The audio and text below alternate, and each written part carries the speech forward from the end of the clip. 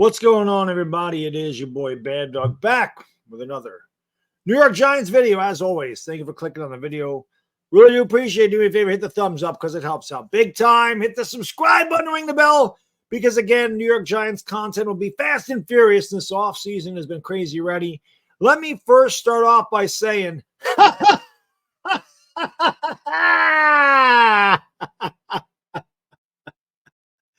Philly. Hey, Dallas. Got a couple seats for you over here right next to the Giants and the Commanders. Your season's over. Finito finished.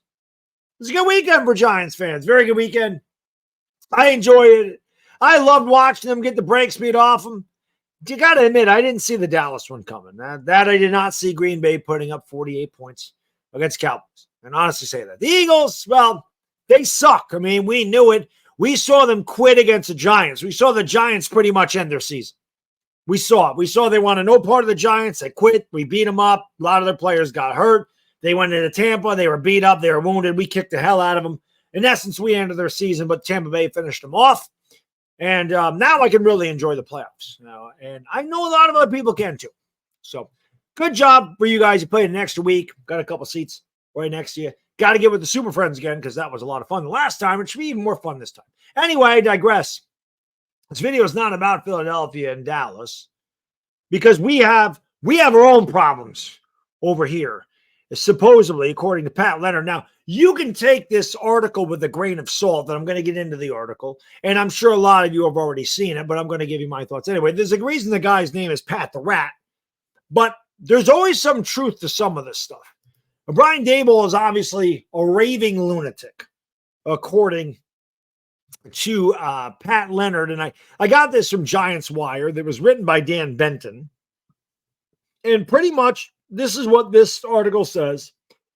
It says that, Brian Daboll passes the buck a lot. He doesn't really, he yells a lot and he never really offers any solutions. He deflects any responsibility. That's pretty much what this says. It says Leonard reveals that Daboll repeatedly took over play calling, often losing his temper with coordinators for doing exactly what he asked, all the while deflecting any responsibility. That's narcissistic. That is a narcissistic quality when somebody can't take accountability for themselves and can never admit that they're wrong. There's a lot of that goes on. There's a lot of that goes on social media. A lot of that. People just have, for whatever reason, they have a hard time admitting they're wrong. I don't know if they think it makes them less of a person for being wrong, or I really don't understand, because you're human. You're going to be wrong. It happens. But some people just can't accept that fact. Now, being a YouTuber or a guy that just tweets all day long or on Instagram, whatever, that's not really a big deal to anybody because we're a bunch of nobodies. It's just the way it is. A lot of people on social media think their opinion actually is relevant and means more than it does. Your opinion doesn't mean shit, just like mine doesn't. But we can give our opinions. That's what makes this format great. This says it was a repeat offense for Daboll. Okay. Week 11, Daboll slammed the Martin Wink's defense for allowing the Commanders to remain in the game despite their solid performance.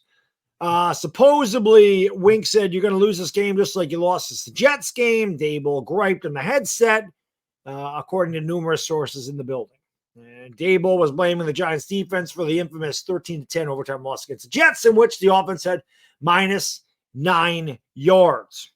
Now, we've seen Daboll lose his cool with Daniel Jones on the sideline. We've seen him scream and yell. We've seen him lose his mind.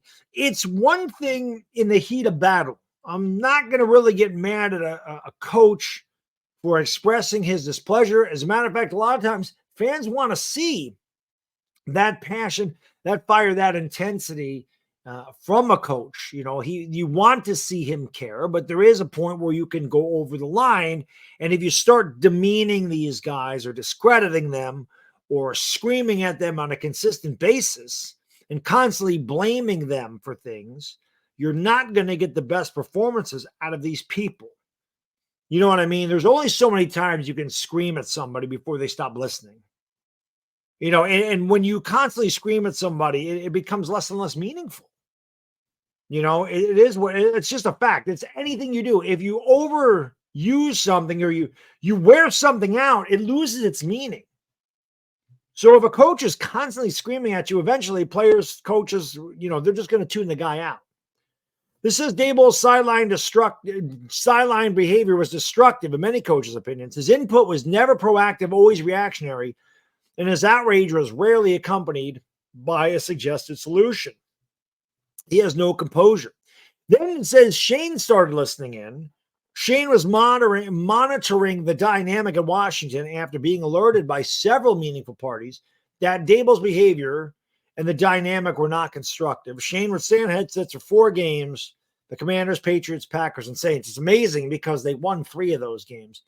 That's ironic.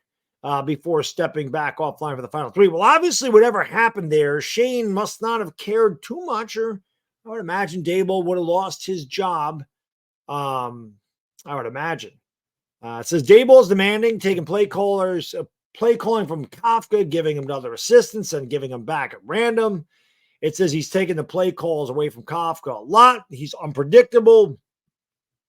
There's no pattern, rhyme, or reason to his changes or other perspectives. There's a warning about assistance. This is a story that 2023 undoing isn't about a personal feud. It's about bad football and the flawed process that still exists within the Giants' walls. And then one Giants staffer recently advised NFL assistant calling about a vacancy, don't come here. Says Daboll has a destructive ego. He's reportedly never wrong. Apparently he has no solutions and doesn't hesitate to place blame. Again, this is narcissistic. It's a narcissistic personality. So, you can read, like I said, you can go on and read this. There is a lot to this article. It's a very, very good article. Like I said, this is written by Dan Benton on Giants Wire. So check that out. But obviously, the Giants have gotten massive issues. If any of this is true, and I'm not saying that 100% of this is true, because, people in the media have a tendency to blow things out of proportion. They want clicks, just like I want clicks, just like anybody on social media wants clicks. We want people to hear our opinion.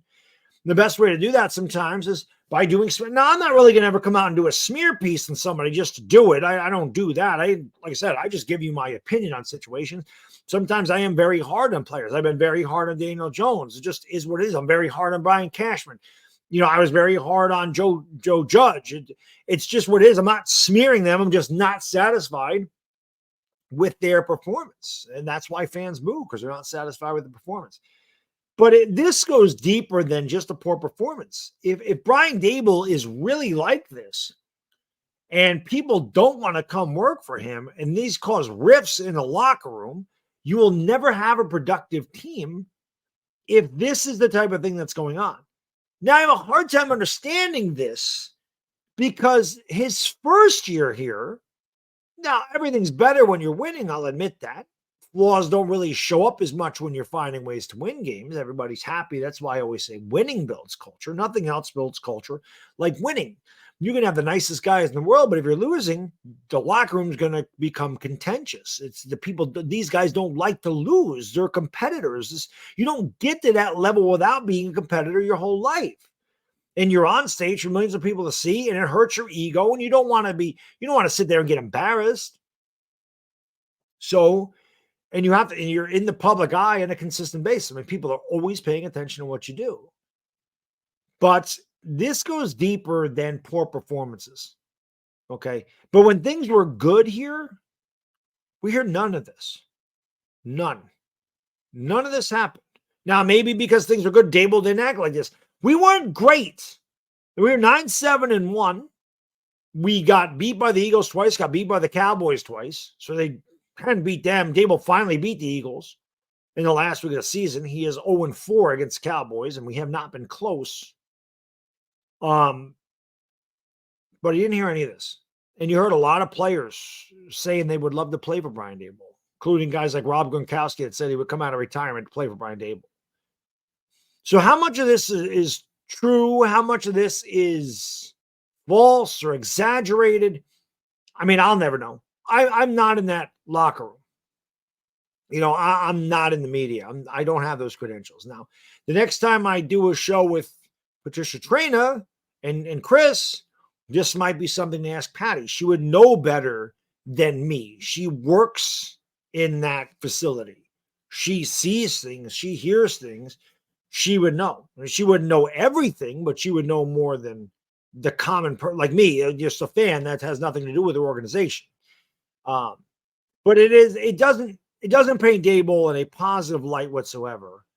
And I do hope that most of this is just crap and they're just doing it to get eyes in the article. I do believe Daboll does have a bad temper. We have seen it, but I'm hopeful to think that he doesn't just pass the buck and does not accept accountability for the failures. I hope he does accept some of it. It is his team. He is the head coach. And at the end of the day, this is where most of the blame should be falling. You're the one that needs to get the coordinators. You need to be on the same page with the coordinators. You need to get the players executing. You need the players to perform. You need to have a good rapport with these people. You need to have a good chemistry with these people. But I said since the beginning of the year, there was something amiss here with this team. And maybe that's it. I don't know. I know you can't keep firing head coaches. You're never going to get ahead that way either. Okay? But maybe the ownership here is just, it's awful. And you're a bad team for a decade because of ownership. I mean, so many things have changed in the last decade, except for one. It's been a bad team for the most part. Outside of 2022 and 2016, this team has had, 2 winning seasons since 2012? It's not good. The constant is John Mara. We've had Eli, we've had Jones, we've had a lot of backups, we've had a lot of wide receivers, a lot of linemen, a lot of coaches, a lot of coordinators. You have different GMs, different wide receivers, different defensive backs, different linebackers, different linemen. And the one constant is the ownership, the front, and the bad teams. So maybe they're just not hiring the right people. But again, it's hard to fathom that because they had a bad year, all of a sudden Brian Daboll just went off the tracks like that, and that he never had this type of personality anywhere else. This is just coming to light now. I don't know how much of this I believe, and maybe it's just me thinking with my heart and not my head, and just hoping that most of this is just not true, and it chalk it up to just a very frustrating season. It's frustrating for me. It was frustrating for the fans. If you're on Twitter, you can see how frustrating it is because the fan base is constantly contentious on Twitter. But, Tom Coughlin, when he got here in 2004, I don't know if he was rough on the coordinators, but he was very rough on the players. Very rough. And then he kind of turned over a new leaf, turned the page, wasn't as militant. It became a little easier to get along with. Then and ended up winning 2 Super Bowls under Coach Coughlin. So my hope is that Daboll can change and that Daboll can take a step back and start taking some accountability and have a better rapport with the people around him. If any of this is true, it doesn't all need to be true. If any of it's true, it's not a good look. And they got to fix it. I mean, they got to fix a lot of things this offseason. And every one of these guys in this organization needs to take a good look at themselves and say, what do we have to do to change? What do I have to do to be better? You can't just look at other people. This is a problem in today's society in general. I say this all the time in my live streams. People are so concerned about what other people are doing. But do your job. That's it. Brian Daboll's got to do his job. And if he doesn't do his job, well, you got to accept accountability for it. You got to accept blame. Some blame. You don't need to take it all, but you got to take some. So hopefully he turns the page, turns over a new leaf, whatever it is, and this shit clears itself up before the beginning of the 2024 season. Otherwise, we're going to have another disaster like we had in 2023. Anyway, I'm sorry this went so long. It's almost 15 minutes long. If you watch this far, you're a legend. I appreciate you watching. Again, hit the like, hit the subscribe, ring the bell, and I will see you next time. It's Bad Diggy Dizzle, and I'm out. Peace.